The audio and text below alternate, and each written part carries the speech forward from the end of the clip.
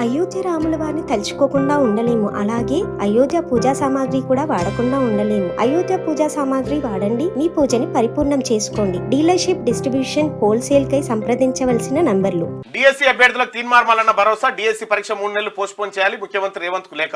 గతంలో నిరుద్యోగులను పట్టించుకొని పల్లా నిరుద్యోగులు ఆత్మహత్యలు చేసుకున్న నో రెస్పాన్స్. ఆయన తీరుకు భిన్నంగా తాజా ఎమ్మెల్సీ మల్లన్న చొరవ పట్ల నిరుద్యోగుల హర్షం అంటూ 100% నేను ఒకటి చెప్తా ఉన్నా.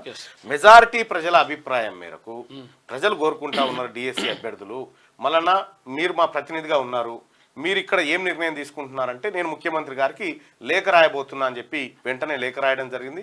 గౌరవ ముఖ్యమంత్రి గారు దీన్ని పరిశీలించాలి, ఈ ప్రజల అభిప్రాయాన్ని ఒకసారి పరిశీలించడం చెప్పి ఆయనకు లేఖ రాయడం జరిగింది.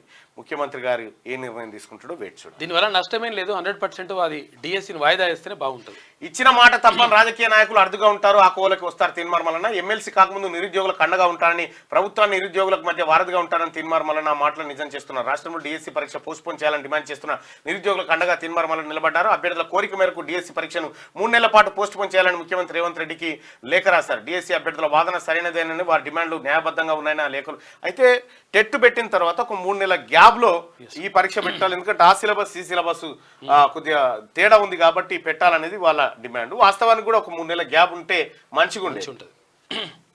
కానీ రాష్ట్ర ప్రభుత్వం ఆలోచన ఏంటంటే త్వరగా ఉపాధ్యాయులను భర్తీ చేసి పాఠశాలల్లోకి పంపాలనేది రాష్ట్ర ప్రభుత్వం ఆ యాంగిల్లో ఆలోచిస్తాం.